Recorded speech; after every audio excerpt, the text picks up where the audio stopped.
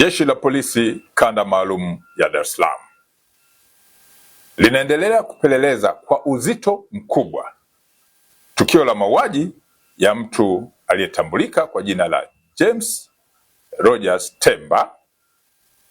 Huyu alikuwa ni mwanafunzi wa mwaka wa pili wa chuo cha usimamizi wa fedha yani IFM ambacho kipo jijini Dar es Salaam, ambaye mwili wake ulikutwa unaelea kwenye maji yaliyokuwa yanatiririka katika mto Msimbazi, eneo la Kipawa, Ilala, tarehe 30 mwezi wa 4 mwaka huu wa 2026, huku mwili huo ukiwa hauna kichwa.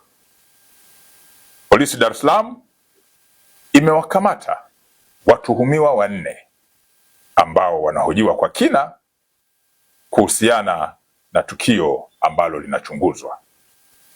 Watuhumiwa waliokamatwa na wanahojiwa ni pamoja na Steven Rogers Chaka, huyu ni mbungu, ana miaka 31, ni afisa maabara mkazi wa Hai mkoani Kilimanjaro. Amekamatwa pia mwanamke mmoja ambaye ametambulika kwa jina la Anna Frank Lema maarufu kama Happiness. Huyu ni Mchaga mwenye umri wa miaka 30, lakini ni mkazi wa eneo la Tabata Chang'ombe. Amekamatwa pia mtu aliyefahamika kwa jina la Twalibu Hamisi maarufu kama Mputo mwenye umri wa miaka 23, mkazi wa Kigogo Kati, Kinondoni, jijini Dar es Salaam.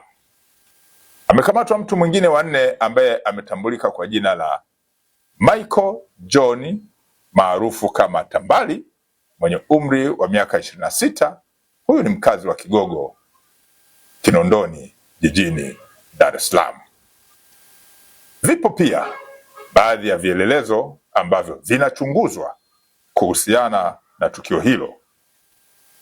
Wito wa Jeshi la Polisi Kanda Maalum ya Dar es Salaam kwa wananchi kuwa watulivu ili kila aliyehusika, kulingana na ushahidi ambao unakusanywa na utakusanywa, aweze kuchukuliwa hatua za kisheria.